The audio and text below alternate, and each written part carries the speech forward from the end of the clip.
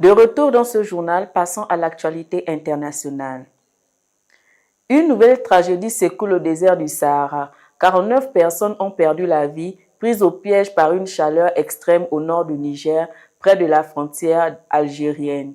Ce drame, survenu après une panne mécanique de leur camion, rappelle une fois de plus les risques mortels dont concourent les migrants sur les routes de l'exil vers l'Europe.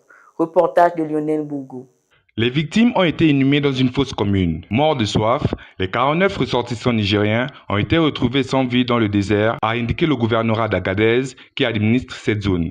Ils se trouvaient dans une zone reculée située à plus de 80 km à l'ouest d'Amassaka, au niveau du triangle frontalier entre le Niger, le Mali et l'Algérie. Privés d'eau et incapables de repérer le véhicule malgré les efforts du chauffeur, de ses apprentis et des passagers, les voyageurs se sont retrouvés piégés au cœur d'un environnement hostile où les températures extrêmes et l'absence de points d'approvisionnement rendent toute survie extrêmement difficile, a détaillé le gouvernorat. Il précise que les voyageurs rentraient du Mali pour célébrer la fête de l'Aïd. Seules 2 personnes ont toutefois survécu à cette épreuve et ont parcouru plus de 50 km à pied avant d'atteindre une mare puis de rejoindre Amassaka où ils ont pu donner l'alerte, selon la même source. Cette zone désertique, point de passage connu pour de migrants africains qui cherchent à gagner l'Europe, est régulièrement le théâtre de drames de ce type. À moins de 2 semaines du coup d'envoi de la Coupe du Monde 2026, l'équipe de France s'est inclinée face à la Côte d'Ivoire 1-2 lors de son premier match de préparation disputé à Nantes. Reportage de Lionel Bougou. Devant un stade comble, les hommes de Didier Deschamps ont pourtant longtemps donné l'impression de maîtriser leur sujet avant de céder face à la détermination et l'efficacité des éléphants ivoiriens. Les Bleus avaient parfaitement entamé la rencontre.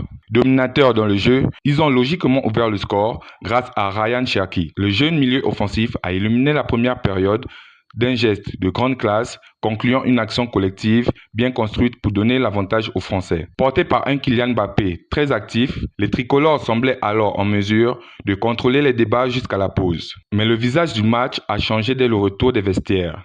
Plus agressif dans les duels, plus rapide dans les transitions, la Côte d'Ivoire a progressivement pris confiance. À la 53e minute, Guela Doué a profité d'un flottement défensif français pour remettre les deux équipes à égalité. Ce but a relancé totalement la rencontre et déstabilisé une équipe de France remaniée par les nombreux changements opérés par Didier Deschamps. Nous, on y était, on a bien géré notre première mi-temps, on a fait ce qu'il fallait.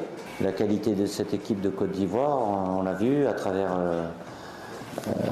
la densité athlétique et beaucoup de vitesse. C'est vrai que même si on a fait des erreurs sur la profondeur, ils nous ont créé des problèmes et nous on leur a créé moins que ce qu'on avait fait en première mi-temps.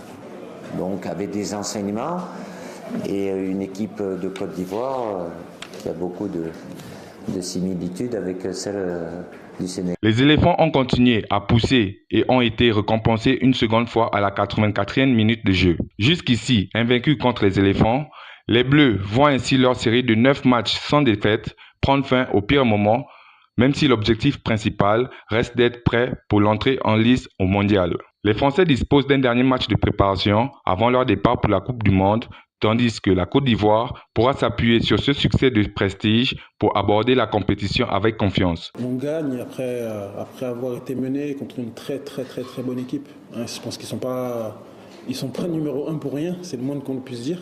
Mais en tout cas, nous, on est content de cette victoire. Gagner contre une équipe comme la France, c'est aussi bon pour le moral, on prend. Mais après, on va pas commencer à s'enflammer et rester concentré vraiment sur notre premier match contre l'Équateur pour aller le plus loin possible. Faye nous a montré ce soir qu'on va au mondial pour aller remporter la Coupe du Monde. Je pense qu'ils nous ont un peu sous-estimés, mais ils ont vu une grande équipe de la Côte d'Ivoire. C'est exactement ce que nous allons montrer à la Coupe du Monde. Attention, vous êtes prévenus, on arrive pour prendre la Coupe du Monde. Que l'Allemagne garde bien cette filée. Score final 2-1 en faveur de la Côte d'Ivoire. Le pape Léon XIV a encouragé les fidèles à garder en vie le témoignage public de foi rendu visible lors des processions eucharistiques, rappelant que cette semaine, l'Église célèbre la solennité du très saint corps et le sang du Christ, également connu sous le nom de Corpus Christi. Reportage de Lionel Bougou. Également connu sous le nom de Corpus Christi.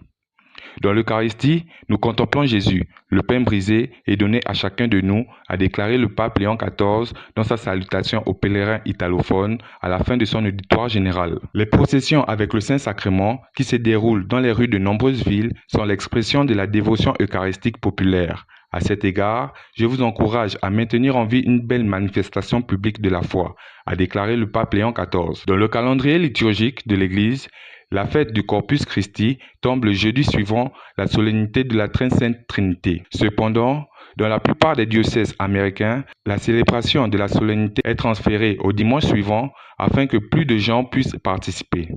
Cette année, la solennité sera célébrée le 7 juin. Dans ses salutations aux pèlerins, le pape a également offert des mots spéciaux de proximité aux prêtres et aux religieux servant au Moyen-Orient. Le Saint-Père a également salué les filles du Sacré-Cœur de Jésus, les membres de la famille Montfortaine et les sœurs de Notre-Dame de Cénacle, les encourageant à être un signe d'espérance pour tous ceux qui ont soif de Dieu, de sa vérité et de sa paix. Avant de refermer cette édition d'information, rappel des principaux titres.